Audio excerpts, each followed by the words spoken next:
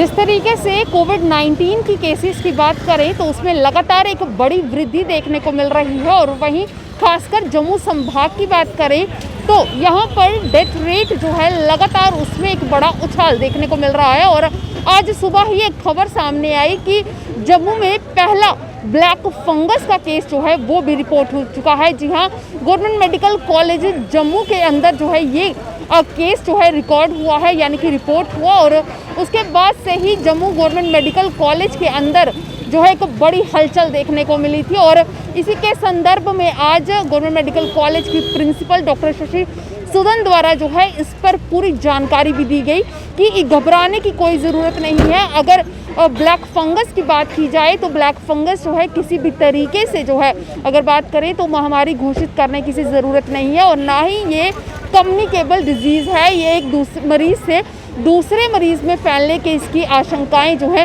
वो बिल्कुल नहीं है। और साथ ही साथ उन्होंने कहा कि जो मरीज़ जो है किसी लंबे समय से किसी बीमारी से जूझ रहे हैं और ज़्यादा स्टेरॉइड ले रहे हैं उनमें जो है इसके चांसेस बढ़ सकते हैं, जिसको लेकर उन्होंने कहा कि हम पहले ही लगातार जो है इस पर नज़र बनाए हुए थे और काम जो है यानी कि डॉक्टर्स जो हैं वहाँ पर हम लगातार जो है काम कर रहे हैं। और जिसके संदर्भ में उन्होंने आज पूरी एक डॉक्टर्स की टीम के साथ जिसमें कि अगर बात करें डायबिटीज़ से लेकर मेडिसिन ENT या बाकी जितने भी डॉक्टर्स थे वो उसमें सम्मिलित रहे। एक प्रेस वार्ता के दौरान जो है उन्होंने क्लियर किया कि जो ब्लैक फंगस का केस रिपोर्ट हुआ है ये अगर बात करें तो 40 वर्ष के ही व्यक्ति हैं जिनमें ये ब्लैक फंगस का केस सामने आया है। डायबिटीज़ से जूझ रहे थे और जब ये हॉस्पिटल पहुंचे यानी कि परसों जब इन्हें हॉस्पिटल लाया गया था तो इनका शुगर लेवल जो है वो काफ़ी ज़्यादा था, यानी कि 900 के करीब इनका शुगर लेवल पहुंचा था, जिसके चलते अब जो है इन्हें कड़ी निगरानी में रखा जा रहा है और कोशिश की जा रही है कि पहले इनका जो शुगर लेवल है यानी कि जो डायबिटीज़ से जूझ रहे हैं उसे कंट्रोल किया जाए और उसके बाद ब्लैक फंगस पर जो है पकड़ी जाए। लगातार अगर बात करें तो अब कोविड के बाद जो है पूरे देश भर में इस ब्लैक फंगस और वाइट फंगस के केसेस जो हैं सामने आ रही हैं और अलग अलग तरीके की फंगस देखने को मिल रही है। अब इसको लेकर प्रशासन किस तरीके से कमर कसेगा ये एक बड़ा सवाल रहेगा, क्योंकि अभी खतरा जो है वो टला नहीं है।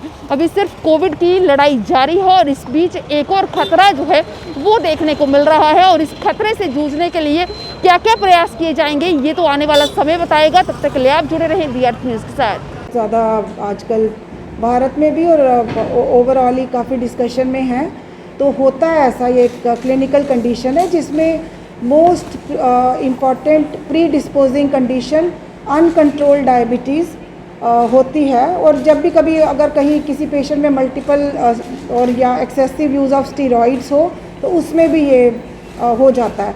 म्यूकर जो है कोविड की तरह कम्युनिकेबल डिजीज़ नहीं है। जैसे इसको अगर कोई बोले कि पैंडेमिक घोषित कर दिया जाए या एक मरीज़ से दूसरे को खतरा है, म्यूकर के स्पोर्स हमारे एनवायरनमेंट्स में रहते हैं और वजह डायबिटीज़ हो या स्टीरॉइड इंड्यूस्ड डायबिटीज़ हो या कोई भी इम्यूनो कॉम्प्रोमाइज्ड स्टेट हो, जैसे हमारे यहाँ एक म्यूकर माइकोसिस का मामला सामने आया है और उसी को हम ब्लैक फंगस भी कहते हैं क्योंकि एंजियो इन्वेसिव या फंगस होता है। इसके स्पोर्स जब कोई कमज़ोर मरीज़ है, जैसे इस पर्टिकुलर केस में डायबिटिक कीटोएसिडोसिस था, 900 इसका ब्लड शुगर लेवल था, कीटोएसिडोसिस नाम का इसको क्लिनिकल सिंड्रोम था, तो ये एक प्री डिस्पोजिंग कंडीशन रहती है।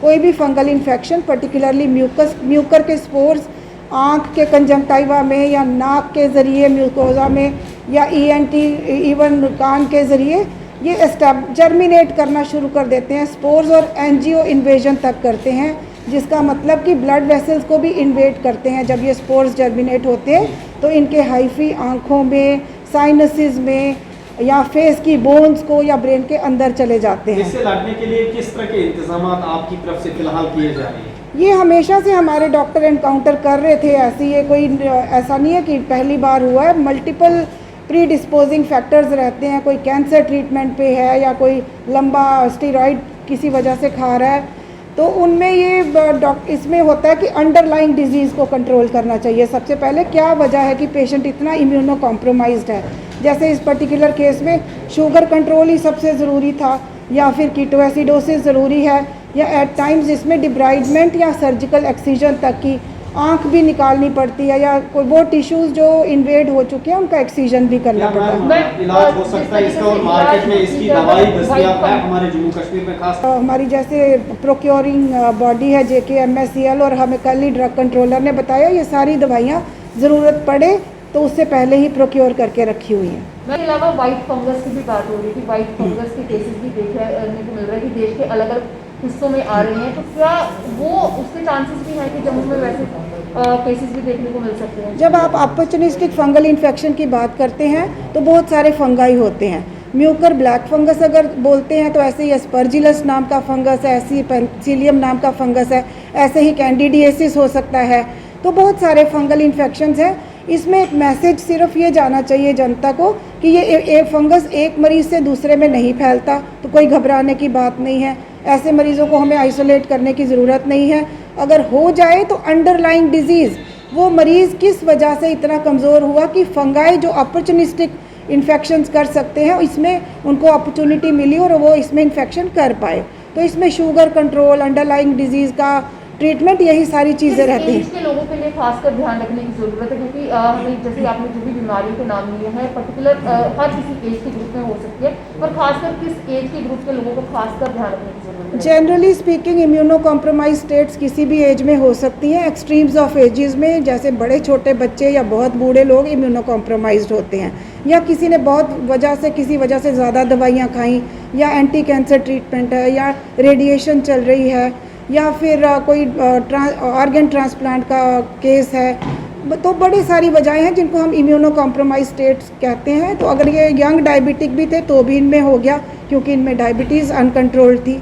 तो ये एक्सट्रीम्स ऑफ एजेस या कोमॉर्बिडिटीज़ में तो रहता ही है, लेकिन यंग में भी अगर अनकंट्रोल्ड या ट्रीटमेंट तो मिल रहा होता है हर बीमारी का, लेकिन कई बार इम्यूनो कॉम्प्रोमाइज्ड हो जाते हैं। ये एक्सेसिव ट्रीटमेंट या कोई कैंसर का ट्रीटमेंट चल रहा है, या रेडिएशन या कीमोथेरेपी, तो उसमें भी ये फंगल इन्फेक्शंस जो हैं ये मॉडर्नाइजेशन की डिजीज़ है कि जैसे जैसे हम ऑर्गन ट्रांसप्लांट की तरफ जा रहे हैं, ज़्यादा कैंसर ट्रीटमेंट की तरफ जा रहे हैं, तो साथ साथ में हमें तैयार रहना पड़ता है कि ये साइड इफ़ेक्ट्स जिसमें बॉडी बहुत कमज़ोर होती है तो अपॉर्चुनिस्टिक इन्फेक्शंस के चांसेस रहते हैं। पेशेंट कब यहाँ एडमिट हुआ और अभी पेशेंट की कंडीशन क्या है? पेशेंट परसों आया था, उसको बिल्कुल जैसे मेरे साथ हमारे HOD ENT डॉक्टर कलसोत्रा हैं, हमारे ये यहाँ पे गैस्ट्रोएंट्रोलॉजिस्ट डॉक्टर विजयंत चंडेल हैं, HOD मेडिसिन हैं, डॉक्टर सुमन कोतवाल तो डायबिटीज़ के स्पेशलिस्ट हैं।